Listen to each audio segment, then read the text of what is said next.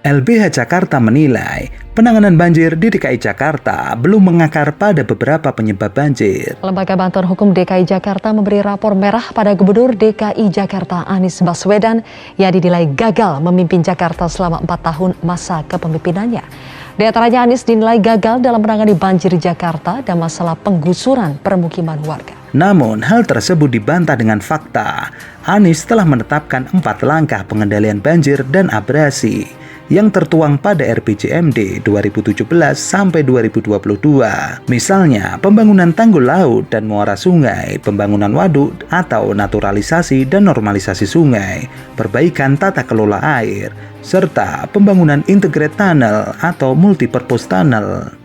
Kami lakukan jadwal untuk kerja bakti dalam rangka antisipasi pasca terjadinya banjir dan genangan beberapa waktu yang lalu. Bakti, gerebek lumpur dan gerebek sapa di sekitar kawasan RW 08 Kelurahan Kodaya Utara. Anies lantas mengubah rencananya mengatasi banjir di ibu kota. Ia menghapus program normalisasi dan menambah beberapa program.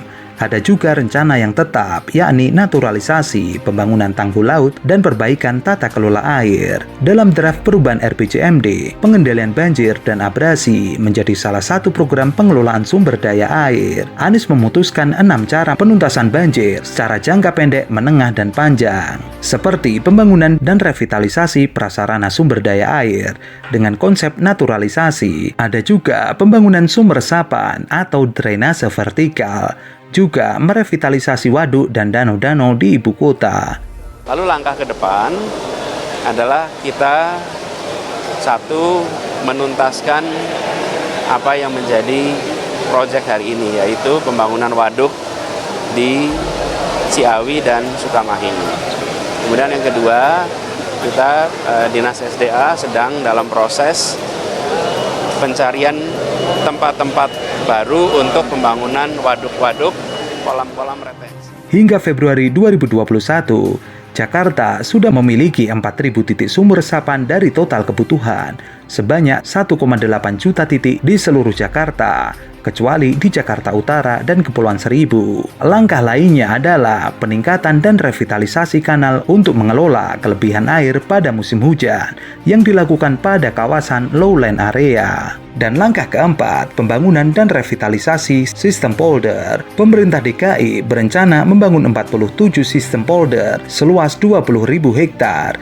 Hingga 2019 telah terrealisasi 31 sistem polder seluas 10.000 hektar atau 51%. Sisanya adalah peningkatan kapasitas pompa di 10 sistem polder yang sudah terbangun dengan luas 5.000 hektar. Kemudian 6 sistem polder belum terbangun seluas 5.100 hektar. Pemerintah DKI Jakarta merinci pembangunan dan revitalisasi 5 sistem polder pada tahun 2020 sampai 2022.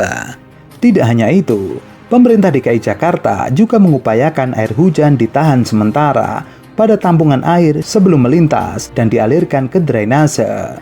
Tidak sampai situ, Dinas Sumber Daya Air Provinsi DKI Jakarta untuk pengendalian banjir menggelar kegiatan gerebek lumpur. Kegiatan itu merupakan upaya pengerukan lumpur yang dilakukan secara masif di danau, sungai atau kali, dan waduk di 5 wilayah Jakarta. Waduk yang dimaksud diantaranya adalah Rio Rio, Jakarta Utara, dan Kali PHB Kali Baru, Jakarta Selatan.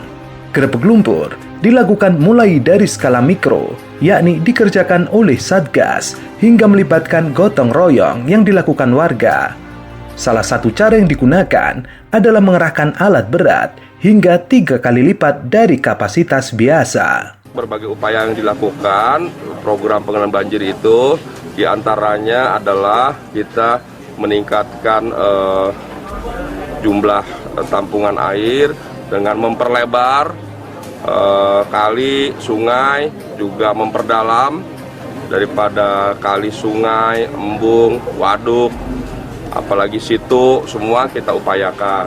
Kemudian kita melakukan optimalisasi daripada pompa-pompa air untuk bisa dipastikan pompanya berjalan baik, ya.